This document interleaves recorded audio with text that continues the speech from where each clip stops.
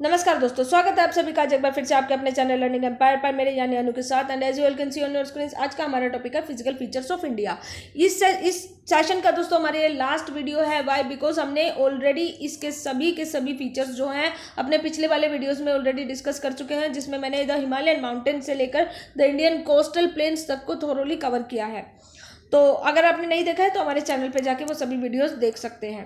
Without any further delay we are talking about the island groups. So let's start. सबसे पहले दोस्तों mainly अगर हम बात करें द आइलैंड्स ऑफ इंडिया की, तो दो मेजर ग्रुप्स हैं आइलैंड ऑफ इंडिया के। एक है लक्षद्वीप आइलैंड्स जो आपको अरेबियन सी में दिखाई देगा, और दूसरा बे ऑफ बंगाल में हमारे अंडमान एंड निकोबार आइलैंड्स। तो मेन लाइन इंडिया के अलावा भी इंडिया के पास दो आइलैंड ग्रुप्स हैं। एक है आपका अरेबियन सी में लक्षद्वीप आइलैंड्स, और दूसरा है हमारा बे ऑफ बंगाल। तो अब इनकी लोकेशन को अच्छे से देखते हैं। तो here as you can see दोस्तों, ये है हम अभी भुवन पे हैं, और भुवन जो है इसरो के द्वारा डेवलप किया गया जियो पोर्टल गेटवे है। तो यहाँ पे अगर मैं लक्षद्वीप आइलैंड की लोकेशन आपको दिखाऊं तो ये बिल्कुल केरला के पास में है, और ये आपके अरेबियन सी में पड़ते हैं। बहुत छोटे छोटे आइलैंड ग्रुप्स हैं ये, और कारावती इनकी जो है राजधानी है। दूसरी तरफ अगर मैं बात करूँ अंडमान एंड निकोबार आइलैंड्स के बारे में, तो as you can see here, तो हमारे इंडिया में जो बे ऑफ बंगाल में पड़ते हैं ये आइलैंड ग्रुप्स हैं। इनका नाम है अंडमान एंड निकोबार आइलैंड्स। इनको दो अलग अलग भागों में बांटा गया है। ऊपर वाले जो आइलैंड ग्रुप्स हैं उनको बोला जाता है अंडमान, और नीचे वाले आइलैंड ग्रुप्स को बोला जाता है निकोबार आइलैंड। तो अब इनके बारे में डिटेल में पढ़ते हैं। तो दोस्तों अभी हमने देखी इनकी लोकेशन। अब हम बात करते हैं द लक्षद्वीप आइलैंड्स के बारे में सबसे पहले। तो लेट्स गो। लक्षद्वीप आइलैंड्स जो है दोस्तों भारत की यूनियन टेरिटरी है, और ये स्मॉल कोरल आइलैंड्स है। Now what is this coral? तो कोरल क्या होता है दोस्तों? पानी के नीचे अगर हमें वनस्पति दिखाई देती है तो उसको बोला जाता है कोरल। जिस समुद्र में आपको जितनी ज्यादा कोरल दिखाई देगी, इस तरीके के ये पेड़ होते हैं जो अंडर वाटर हमें दिखाई देते हैं, तो जिस समुद्र में आपको जितने ज़्यादा ये कोरल्स दिखाई देंगे उतना ही अच्छी हेल्थ होती है उस समुद्र की, और उस समुद्र में उतनी ही ज़्यादा बेस्ट मरीन लाइफ आपको दिखाई देगी। तो ऐसा माना जाता है कि 95 जो मरीन लाइफ होती है किसी भी समुद्र की, वो सिर्फ और सिर्फ आपको कोरल के आसपास ही दिखाई देगी। तो इन्हीं कोरल से मिलके बना हुआ है हमारा लक्षद्वीप आइलैंड्स। तो इस बात से ये बात तो क्लियर हो गई है दोस्तों कि इंडिया के ये जो आइलैंड्स हैं यहाँ पे मरीन लाइफ बहुत रिच है, यानी फिशरीज के लिए बहुत अच्छे ये आइलैंड्स माने जाते हैं। दूसरी बात, ये मालाबार कोस्ट के पास पड़ते हैं। तो यहाँ पे आपका है केरला, और ये बिल्कुल आपको मालाबार कोस्ट के पास में दिखाई देंगे। ठीक है, नेक्स्ट अगर मैं बात करूँ तो ये इंडिया की यूनियन टेरिटरी है। क्या है? Union territory. और जिसका मतलब क्या है कि यहाँ पे सीधा सीधा सेंट्रल गवर्नमेंट का एडमिनिस्ट्रेशन चलता है, और सेंट्रल गवर्नमेंट में भी जो हमारे LG साहब है लेफ्टिनेंट गवर्नर, तो वो यहाँ पे रूल्स एंड रेगुलेशंस फॉर्म करते हैं। ठीक है, तो हमारे जो LG साहब है वो कहाँ बैठेंगे? वो बैठेंगे हमारी कैपिटल में। तो कैपिटल कहाँ पे मिलेगी आपको लक्षद्वीप आइलैंड्स की? कावारत्ती में। कावारत्ती आइलैंड, कावारत्ती जो आइलैंड है वहाँ पे आपको दिखाई देगा कि वहाँ से सारा का सारा एडमिनिस्ट्रेशन लक्षद्वीप आइलैंड के लिए किया जा रहा है। स्टार्टिंग में लक्षद्वीप आइलैंड को लैकद्वीप, मिनिकॉय या एमिनी द्वीप के नाम से जाना जाता था, लेकिन 1973 में क्या होता है दोस्तों कि इन सभी आइलैंड्स को कलेक्टिवली लक्षद्वीप आइलैंड नाम दिया गया। बहुत छोटे आइलैंड्स होते हैं, बहुत छोटा छोटा ज़मीन का टुकड़ा होता है, और ये जो है 32 स्क्वायर किलोमीटर तक के एरिया में फैले हुए हैं। तो सिर्फ 32 स्क्वायर किलोमीटर का एरिया है, तो आप समझ सकते हैं कि बहुत छोटे आइलैंड ग्रुप है। और जैसे कि मैंने आपको बताया कि लक्षद्वीप की राजधानी क्या है? कावारत्ती।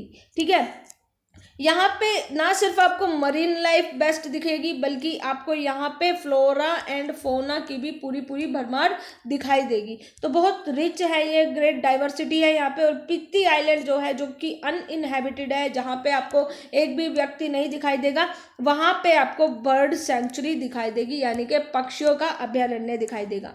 ये जो आइलैंड है ये दो तरीके से मैं आपको इसको डिवाइड कर सकती हूँ। 11 आइलैंड आपको ऐसे दिखाई देंगे जहाँ पे आपको मनुष्य दिखाई देंगे, और 16 आइलैंड ऐसे दिखाई देंगे जहाँ पे एक भी व्यक्ति आपको नहीं दिखाई देगा, यानी कि निर्जन या अनइनहेबिटेड आइलैंड्स दिखाई देंगे।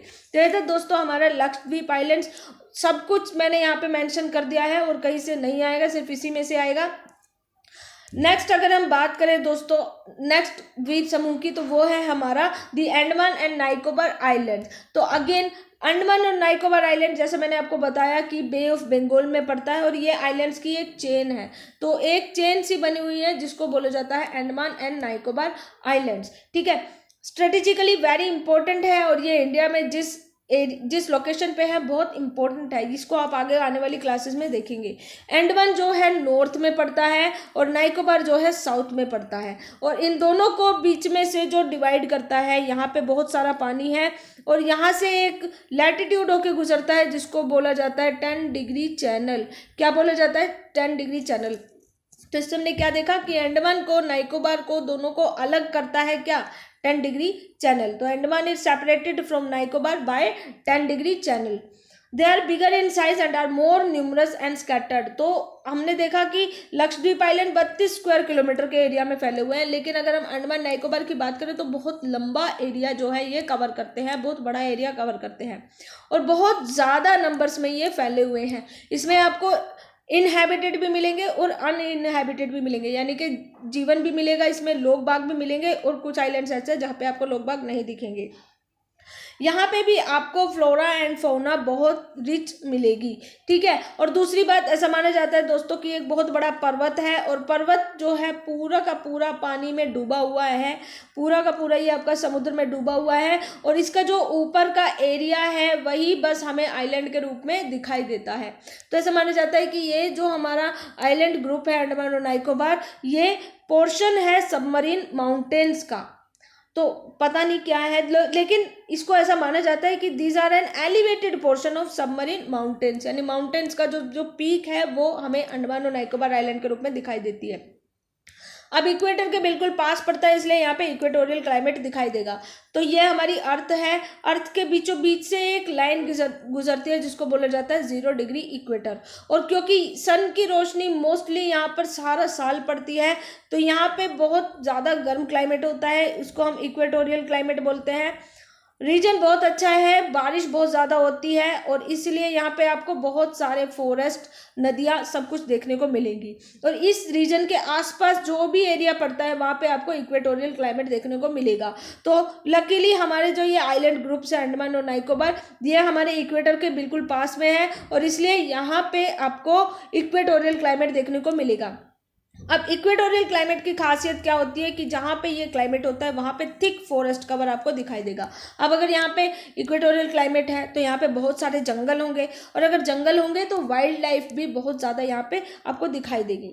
और इंडिया में सिर्फ एक ही एक्टिव वोल्केनो है जिसका नाम है बैरन आइलैंड, और हाँ एक्टिव वोल्केनो है जो कि हमारे बैरन आइलैंड पे है और बैरन आइलैंड की लोकेशन जो है अब मैं आपको नेक्स्ट मैप में दिखाऊंगी। As you can see here in this map, तो आप देख सकते हैं दोस्तों कि ये है म्यांमार, जिसको पहले बर्मा भी कहा जाता था। तो बर्मा ये इस तरीके से जा रहा है, तो बर्मा के बिल्कुल वेस्ट में आपको बैरन आइलैंड दिखाई देंगे। म्यांमार बोल लो, बर्मा बोल लो, बर्मा या म्यांमार के बिल्कुल वेस्ट में आपको बैरन आइलैंड दिखाई देंगे, जबकि ये आपका अंडमान है और अंडमान के ईस्ट में आपको बैरन आइलैंड दिखाई देंगे। तो दूसरे मैप में अगर हम यहाँ पे देखें दोस्तों, तो यहाँ पे हम इंडिया के पर्सपेक्टिव से अगर बात करें तो इनकी लोकेशन कहाँ पड़ती है, ये आपका अंडमान एंड निकोबार आइलैंड है और इसके ईस्ट में आपको बैरन आइलैंड दिखाई देगा, जो कि यहाँ पे आपको ओनली वोल्केनो दिखाई देगा इंडिया का। तो आई होप दोस्तों अंडमान और निकोबार आइलैंड्स के बारे में भी आपको सब कुछ पता चल गया होगा और इन पॉइंट से अलग आपको एक भी पॉइंट नहीं पूछा जाएगा। तो अगर हम बात करें दोस्तों कि इतना ज़्यादा डाइवर्सिफाई है इंडिया में, इतनी ज़्यादा फीचर्स हैं, तो ये फीचर्स कहाँ काम आते हैं। लाइक आप देखोगे यहाँ पे माउंटेन है, यहाँ पे प्लेन्स है, यहाँ पे आपको आइलैंड्स दिखाई देंगे। तो क्यों ये सारे ज़रूरी हैं? तो अगर हम दोस्तों माउंटेन्स की बात करें, स्पेशली हिमालयन माउंटेन्स की बात करें, तो ये मेजर सोर्स है वाटर का और फॉरेस्ट वेल्थ का। तो भारत का जो सबसे ज़्यादा फॉरेस्ट कवर है वो आपको हिमालयन माउंटेन्स में दिखाई देगा। सबसे ज़्यादा पानी इंडिया जो है हिमालयन माउंटेन से प्राप्त करता है।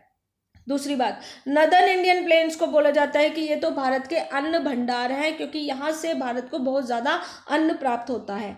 जो प्लेटू है ये भी अपने आप में इंपॉर्टेंस रखते हैं, क्योंकि यहाँ पे आपको मिनरल्स दिखाई देंगे बहुत सारे, और ये मिनरल्स जो है इंडस्ट्रियल डेवलपमेंट के लिए बहुत ज़्यादा इंपॉर्टेंट है। और लास्टली अगर हम बात करें कोस्टल रीजन्स की और आइलैंड ग्रुप्स की, तो जैसे मैंने आपको बताया कि कोरल रीफ्स आपको यहाँ पे मिलेंगी। तो यहाँ पे क्या है, फिशिंग के लिए बहुत अच्छा एरिया है ये, प्लस यहाँ पे आप पोर्ट एक्टिविटीज़ कर सकते हैं, यानी कि बंदरगाह बनाने के लिए आपको ये जगह प्रोवाइड कराते हैं। तो आई होप दोस्तों आपको आज का सेशन हमारा पसंद आया होगा। अगर पसंद आया तो please do subscribe to our channel and press the bell icon for more updates. Most importantly stay home, stay safe, God bless you all, जय हिंद।